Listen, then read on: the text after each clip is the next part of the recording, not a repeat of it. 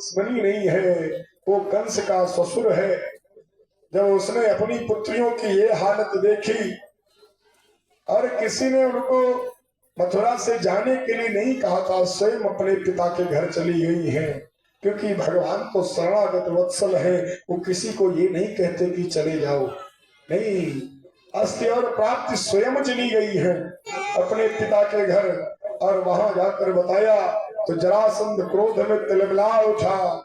उसने सेना तैयार कर ली कि वह मथुरा पर आक्रमण करेंगे और उसने 23 अक्षौहिणी सेना तैयार की और उसको लेकर मथुरापुरी की ओर बढ़ गया।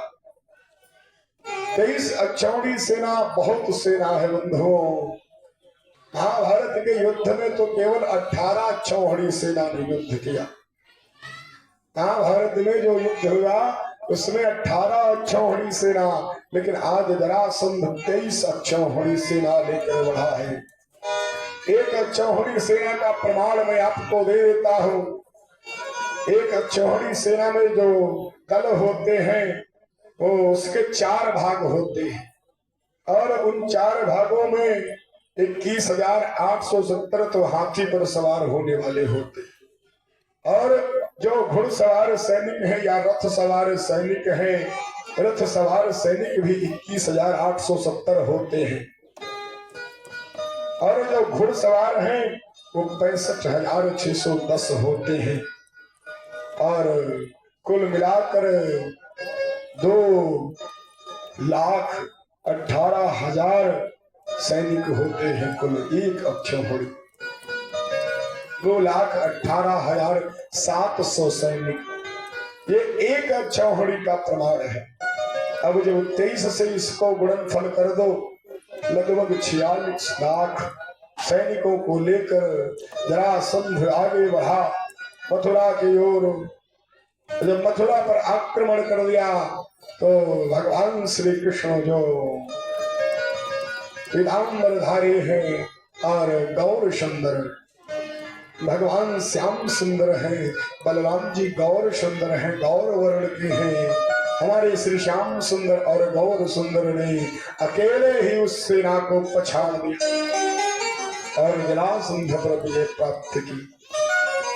जरासंध ने एक बार नहीं किया, जब जरासंध सेना लेकर आता तो भगवान समस्त सेना का संहार कर देते, समस्त सेना का वध कर देते, किसी को नहीं छोड़ते थे, सबका वध कर देते, परंतु सिर्फ और सिर्फ जरासंध को छोड़ देते थे। इसलिए छोड़ देते थे कि ये मूर्ख है, फिर इकट्ठा करके लाएगा, दुश्मनों को फिर इकट्ठा करके एक स्थान पर ले आएगा और हमें कहीं जाना नहीं पड़ेगा। हम यही रहेंगे, मथुरा में रहेंगे और मथुरा में रहकर ही समस्त जो पापी हैं उनका संहार करते रहेंगे। कोई शत्रु एकत्रित करना हो तो जो मुख्य आदमी को छोड़ दो, वो सबको बटोर लाएगा कि ये तुम्हारे दुश्मन हैं, सबका ग्रुप बन जाता है। आज जरासंध भी जब वहां से भागता, भगवान छोड़ देते, वध नहीं करते तो जाता और कृष्ण के जितने विरोधी हैं सबको एकत्रित करता और बुरा आक्रमण कर देता। भगवान फिर से सबका संहार कर देते और जरासंध को छोड़ देते, क्योंकि जरासंध एक ऐसी गांठ थी कि उसके इर्द गिर्द सब शत्रु राजा नाचते थे। बारंबार छोड़ दिया, परंतु जब 17 बार भगवान ने जरासंध को छोड़ा है, 17 बार आक्रमण किया जरासंध ने और 17 बार भगवान ने उसकी सेना का संहार किया और जरासंध को छोड़ दिया। अब इधर जब 18वीं बार जरासंध तैयारी करने लगा कि हम फिर से मथुरा पर आक्रमण करेंगे, वो हार नहीं मानता, वो सबको एकत्रित करता और फिर आक्रमण कर देता। 18वीं बार जब आक्रमण करने का विचार किया उसने, उसी समय देवर्ष नारद काल यवन के पास पहुंच जाते हैं, जो म्लेच्छों का अधिपति है। और जब काल यवन के पास गए तो काल यवन को लगता था कि मुझसे बड़ा युद्ध करने वाला कोई है ही नहीं, सबसे ज्यादा युद्ध हम ही कर लेते हैं और हमको कोई पछाड़ भी नहीं सकता युद्ध में। देवर्षि नारद ने उससे कह दिया कि कालेवन यदुवंशी भगवान श्री कृष्ण ऐसे वीर है जो तुमको जरूर पराजित कर देंगे।